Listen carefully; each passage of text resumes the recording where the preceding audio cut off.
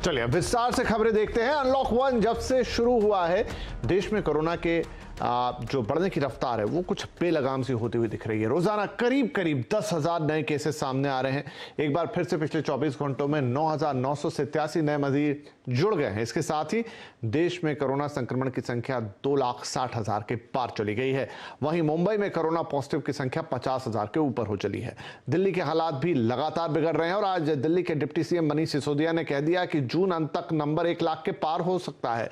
Detail के लिए बात करेंगे अपने संवाददाता दीपाली नंदा और मुंबई से विनया देशपांडे से, लेकिन पहले हम चलते हैं दीपाली के पास। दीपाली, बड़े तौर पे हमारे पास आपके लिए 2 सवाल रहने वाले हैं। एक तो हम आपसे राष्ट्रीय अपडेट तो लेंगे ही लेंगे, लेकिन दिल्ली में जो कुछ चल रहा है उस पर बातचीत होगी। लेकिन सबसे पहले हम आपसे लेते हैं इस समय देश की स्थिति क्या है। तो नंबर लगातार बढ़ रहे हैं, फिर करीब 10,000 के पार पिछले 24 घंटों में नए मरीज जुड़ गए हैं। देखिए, अगर पिछले एक हफ्ते की बात करें विपिन जी, तो रोजाना 10,000 औसतन की दर से देश भर में पॉजिटिव मरीजों की संख्या बढ़ रही है। अगर कुल पॉजिटिव मरीजों की बात की जाए तो 2,65,000 का ये आंकड़ा पार कर चुकी है।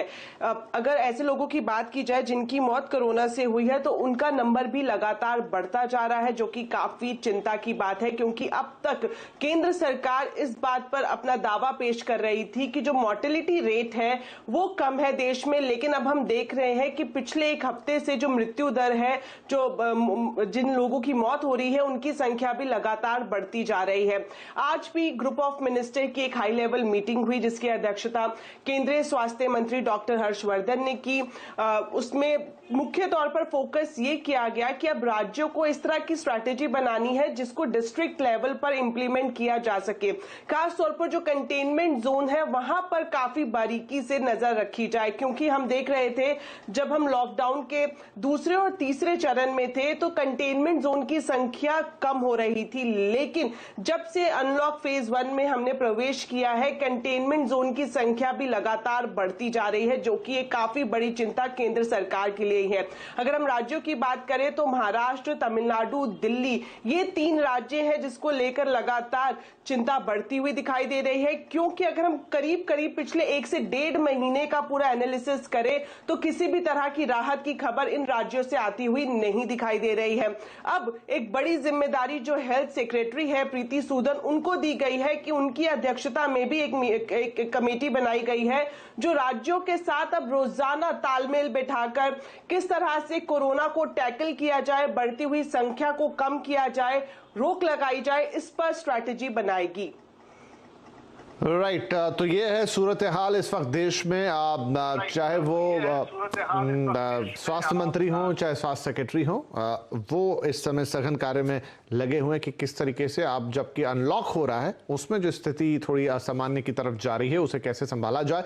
इधर मुंबई की बात करें, महाराष्ट्र की बात करें, जहां सबसे ज्यादा मामले हैं, तो वहां मिशन बिगिन को लेकर शहर की नगर पालिका ने एक रिवाइज्ड एडवाइजरी जारी की है और उसमें शर्तों में कुछ ढील दी गई है, तो कुछ बदलाव किए गए हैं। इन गाइडलाइंस को और समझते हैं। विनया देशपांडे हमारे साथ जुड़ रही हैं मुंबई से सीधे। तो विनया, बीएमसी ने गाइडलाइन को रिवाइज कर दिया है, अब ये बदले हुए नियमों में क्या कह रही है बीएमसी?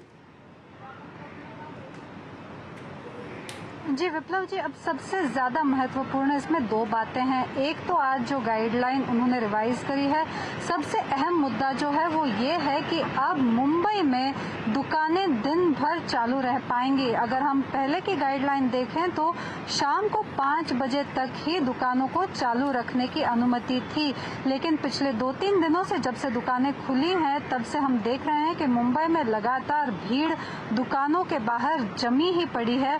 और अब जबकि इसेंशियल और नॉन इसेंशियल दोनों चीजों के लिए दुकानें खुल गई हैं, तब बीएमसी का ये मानना है कि भीड़ इतनी ना हो और इसी के चलते अब बीएमसी ने ये रिवाइज कर ली है अपनी गाइडलाइंस।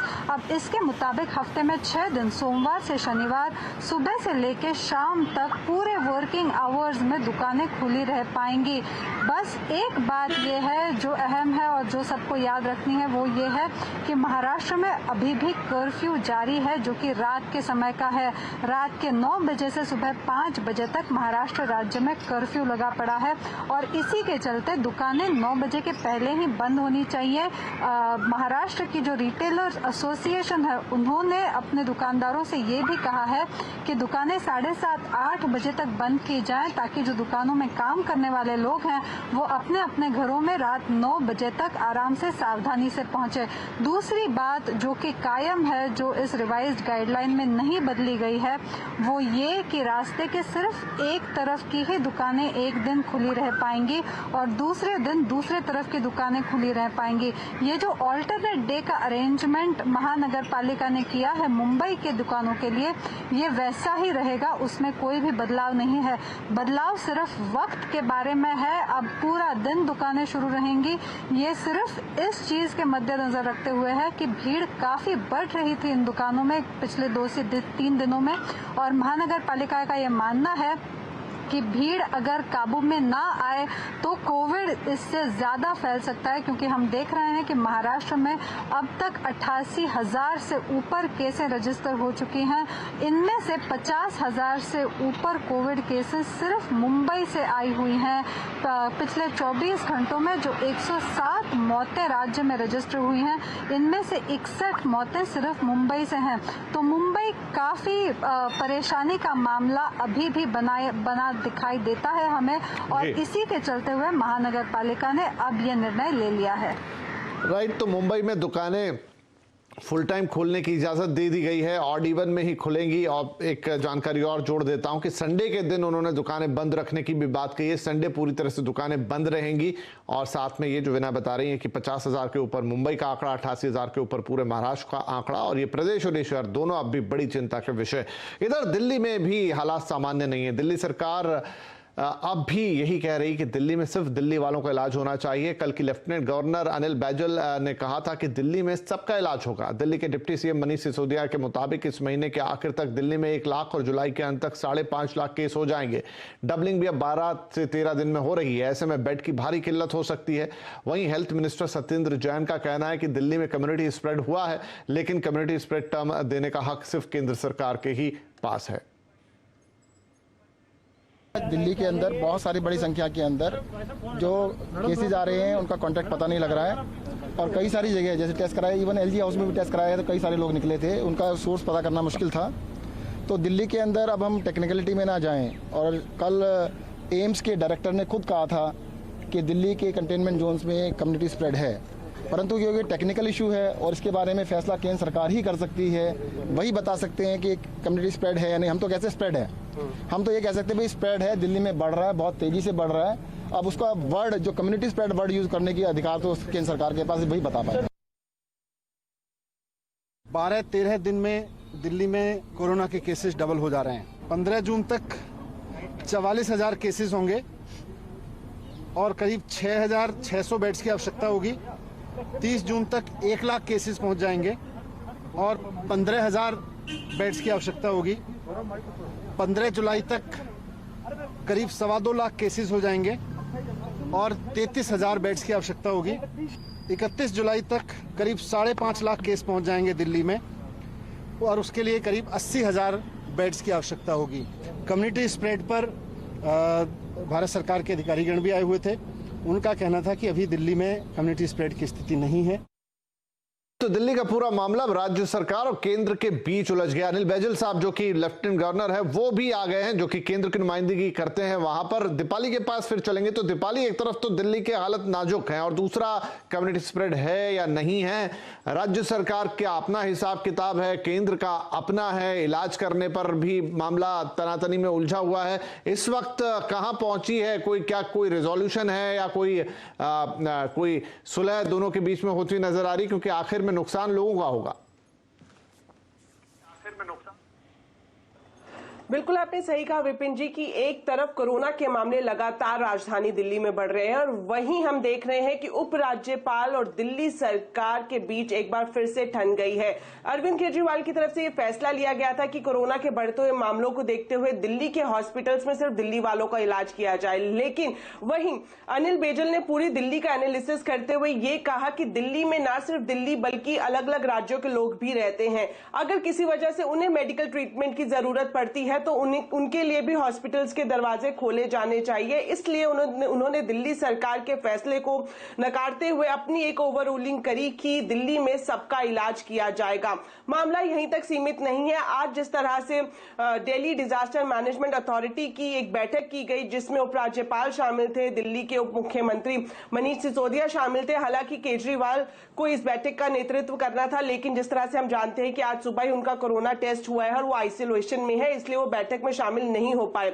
इस बैठक के बाद जो सबसे बड़ी चिंता दिल्ली वालों को अब हो रही है वो ये कि जो दिल्ली सरकार का स्टेटमेंट आया है कि अगले 1 से 2 महीने काफी खतरे वाले रहने वाले हैं। करीब 5.5 लाख पॉजिटिव मरीज दिल्ली में हो जाएंगे, ऐसा आंकलन दिल्ली सरकार की तरफ से किया गया है और इस लिहाज से 80,000 से ज्यादा बेड्स की जरूरत दिल्ली वालों को पड़ने वाली है। तो काफी चिंतित स्टेटमेंट सरकार की तरफ से ये दी गई है। मैं आपको बता दूं कि अभी की अगर हम बात करें तो हम देख रहे हैं दिल्ली सरकार के हॉस्पिटल्स का क्या हाल है। वो पहले से ही ओवर कैपेसिटी में चल रहे हैं। ऐसे में अगर ये मामले बढ़ते हैं तो जाहिर तौर पर दिल्ली में खतरे की घंटी बज सकती है। एक और बात जिसको लेकर केंद्र सरकार और दिल्ली सरकार में आपसी सहमति नहीं दिखाई दे रही है वो है कम्युनिटी ट्रांसमिशन। दिल्ली सरकार का यह मानना है कि पिछले 1 से 1.5 हफ्ते में जिस तरह के मामले सामने आए हैं उनको जब पूरा देखा गया, उनका जायजा लिया गया तो ये बात सामने आ रही है कि कम्युनिटी ट्रांसमिशन है, लेकिन ये अधिकार दिल्ली सरकार को नहीं है। जब तक केंद्र अपनी तरफ से ये टर्म नहीं देगा दिल्ली सरकार नहीं कह सकती है, लेकिन अंदर खाने दिल्ली सरकार का ये मानना है कि दिल्ली में अब कम्युनिटी ट्रांसमिशन शुरू हो गया है। वहीं केंद्र सरकार के जो अधिकारी इस बैठक में शामिल थे उनकी तरफ से ये कहा गया कि फिलहाल दिल्ली में कम्युनिटी ट्रांसमिशन नहीं है। हाँ, अगर डबलिंग डेज की बात की जाए तो वो लगातार बढ़ते जा रहे हैं। 12 से 13 दिनों में डबलिंग डेज की दर देखने को मिल रही है। तो सबसे बड़ी चिंता अब यही है कि जिस तरह की स्टेटमेंट सरकार की तरफ से दी जा रही है, ऐसे में दिल्ली वालों के लिए भी काफी मुश्किल घड़ी आने वाली है, क्योंकि अगर इस तरह का नंबर सामने आता है तो यहाँ का जो मेडिकल इंफ्रास्ट्रक्चर है क्या वो उसको एब्जॉर्ब कर पाएगा या नहीं, कहना मुश्किल है। राइट, तो दिल्ली के सामने इस वक्त थोड़ी असमंजस वाली स्थिति और मुंबई का भी हमने देखा हाल अच्छा नहीं है फिलहाल बनाया। और दीपाली, आप दोनों का बहुत शुक्रिया। तो एक तरफ कोरोना तेजी से अपने पैर पसार रहा है, वहीं दूसरी तरफ इसे लेकर कंफ्यूजन बढ़ता जा रहा है। पहले दिल्ली में इलाज कराने को लेकर कंफ्यूजन था, तो अब दिल्ली में कम्युनिटी ट्रांसमिशन है या नहीं, इस पर दिल्ली सरकार के अंदर ही कंफ्यूजन है या केंद्र के बीच उनका मतभेद है। अनलॉक को लेकर भी केंद्र और राज्यों के बीच तालमेल नहीं दिख रहा है। कोरोना को लेकर इतना कंफ्यूजन आखिर क्यों है? तो आज आवाज अड्डा में हम इसी पर करेंगे एक बड़ी चर्चा। शाम 5:57 पर जरूर जुड़िएगा हमारे साथ। कोरोना कंफ्यूजन ही कंफ्यूजन।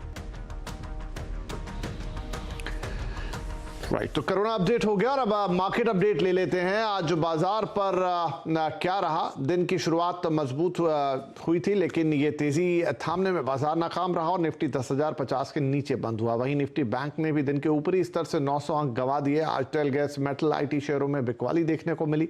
पूरा सेशन का अपडेट अब देंगे सुमित मल्होत्रा। तो सुमित, सबसे पहले बाजार के हाईलाइटर्स बता दीजिए हमें। देखिए, सबसे पहले तो आज भारतीय बाजारों की शुरुआत तो तेज़ी के साथ हुई और मोमेंटम शुरुआती कारोबार में ठीक ठाक था, लेकिन सेकंड हाफ में प्रॉफिट टेकिंग आते हुए दिखाई पड़ी। हैवी वेट्स जो थे, चाहे बैंकिंग के, एनबीएफसी के, वहाँ से प्रेशर क्रिएट हुआ। Oil and gas, metal, auto, ये भी कुछ हद तक सपोर्ट कर रहे थे और इसकी वजह से भारतीय बाजार दिन के निचले स्तरों के आसपास ही बंद होते हुए दिखाई पड़े।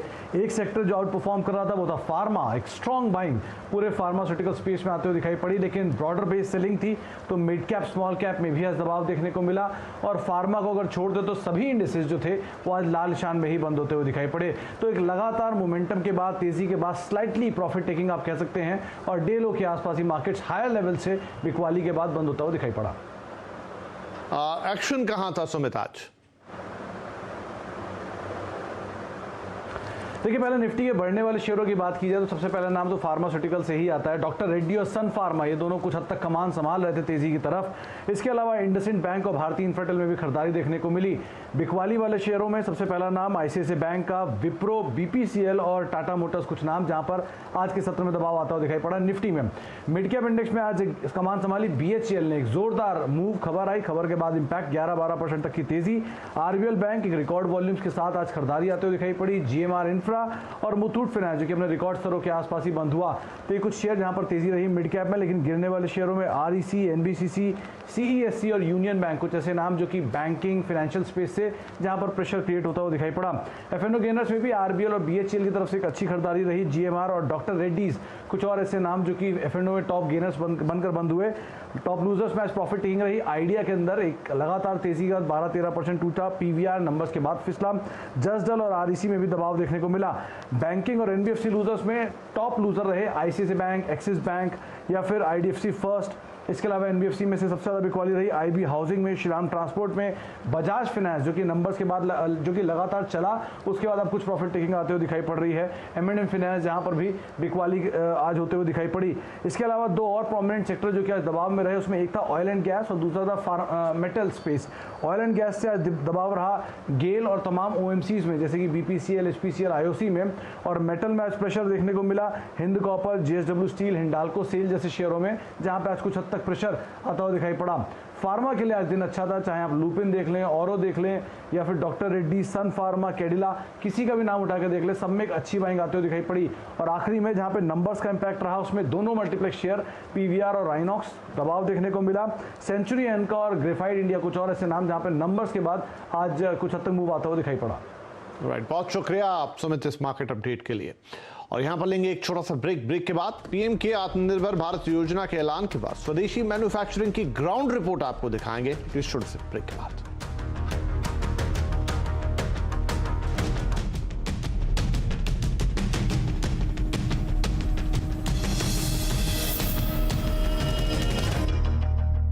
मदद के लिए गांव में ही इंफ्रास्ट्रक्चर डेवलप किए जाएंगे जिससे उनके उत्पादों की सही कीमत मिल सके। इसके लिए देश में नए 6 लाख कॉमन सर्विस सेंटर खुलने की तैयारी है, जिनकी कर्ता धर्ता महिलाएं रहेंगी। पूरी खबर के साथ आलोक प्रियदर्शी हैं। आलोक, क्या डिटेल्स हैं आपके पास, कैसे होगा ये सब?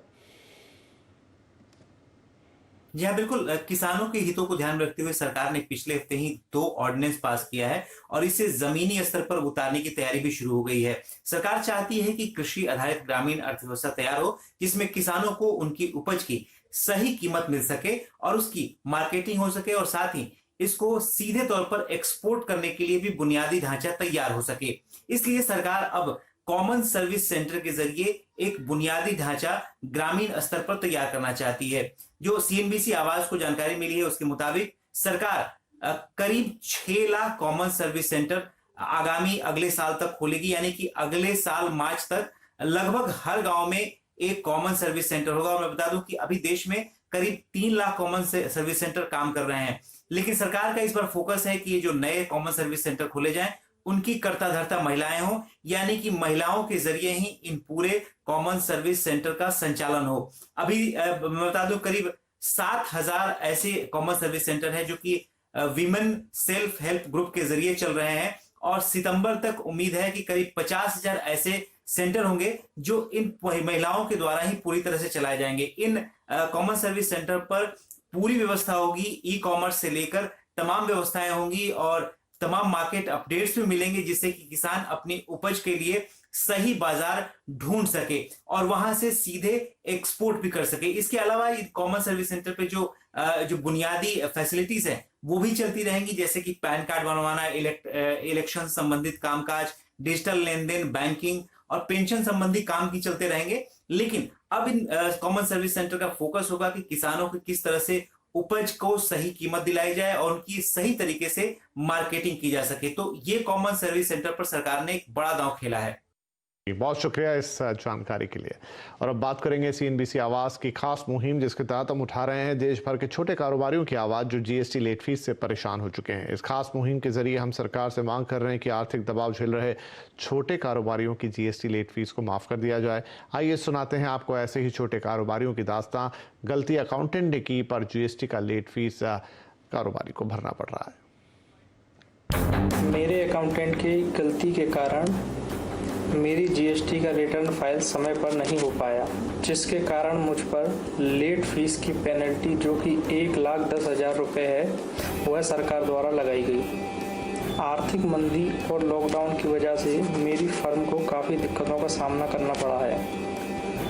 मैंने यह पेनल्टी अपने रिश्तेदारों और दोस्तों से कर्जा लेकर भरी है। मेरे द्वारा एक जीएसटी नंबर लिया गया था, जिसके चलते मैंने टाइम से रिटर्न फाइल नहीं की और कुछ कानून भी नया था जो मेरी समझ में नहीं आया। इसी के चलते लेट फीस होने के कारण मेरी पेनल्टी करीब 90,000 1 लाख के करीब हो चुकी है। अतः महोदय से मैं निवेदन चाहता हूँ, मेरी जीएसटी पेनल्टी माफ़ करने की कृपा करें। एक साथ इतनी GST 3B लेट फी का ऑर्डर एक साथ आया, जो कि एक मेरे जैसे व्यापारी के लिए बड़ा कठिन है। वो लेट फी 50,000 से ऊपर की थी और उसमें 4 महीने की मैंने भर दी। उसके बाद में मैं लॉकडाउन में देख रहा हूँ फिर वो 50,000 की है। प्रधानमंत्री के आत्मनिर्भर भारत का बिगुल फूंकते ही छोटे ट्रेडर्स ने सिर्फ स्वदेशी उत्पादों की बिक्री की तैयारियां शुरू कर दी हैं। हालांकि बड़े ट्रेडर्स का नजरिया थोड़ा अलग है। भारी इंपोर्ट और लोकल उत्पादों की कम गुणवत्ता ग्राउंड जीरो पर कुछ अलग कहानी बयां कर रही है। देखिए रिपोर्ट। देश भर के 7 करोड़ से भी ज्यादा छोटे खुदरा व्यापारी विदेशी उत्पादों का मौजूदा स्टॉक खत्म होने के बाद नया इंपोर्ट नहीं करेंगे।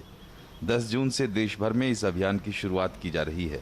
इसके लिए व्यापारी संगठन CAIT ने साबुन, टूथपेस्ट, होम अप्लायंस, खिलौने जैसे 3,000 उत्पादों की पहचान की है।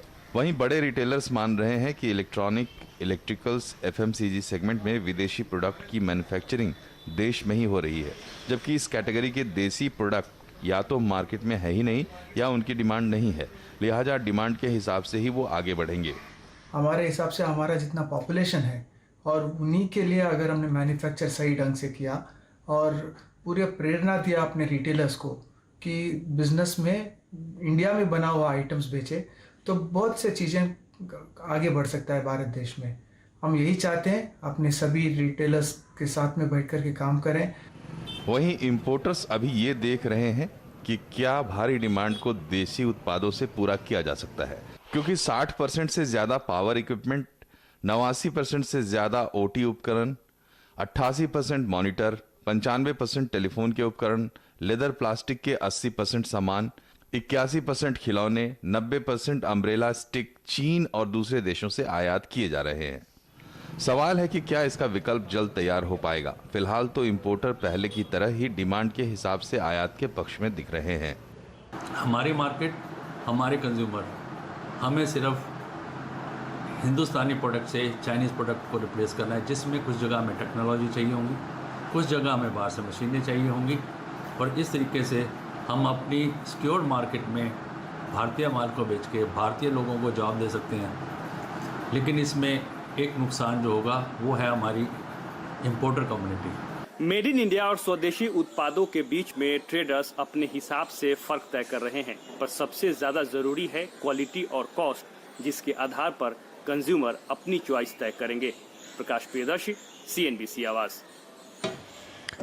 CNBC आवाज और नेशनल स्टॉक एक्सचेंज एक विशेष मुहिम आपके लिए चला रहे हैं जिसका नाम है इन्फॉर्म्ड इन्वेस्टर, जिसका मकसद है निवेशकों के प्रति जागरूकता को बढ़ावा देना। यदि आप किसी भी व्यापार लेन देन को नोटिस करते हैं, आपके द्वारा अधिकृत नहीं है, तो आप साइबर अपराध का शिकार हो सकते हैं। तो ऐसे में ध्यान रखिए, अपने ब्रोकर को तुरंत जांच करने के लिए कहिए और अस्थायी रूप से अकाउंट को बंद कीजिए। जागरूक रहें, सतर्क रहें और जरूरी एक्शन लें। तो इस बुलेटिन में फिलहाल इतना ही, लेकिन खबरों पर लगातार अपडेट आपको मिल रहा है CNBC आवाज के साथ ही हमारे सभी सोशल मीडिया प्लेटफॉर्म से भी आप ताज़ा अपडेट ले सकते हैं। फिलहाल आपसे लेंगे इजाजत, एक छोटा सा ब्रेक और उसके बाद कमोडिटी कॉल। नमस्कार।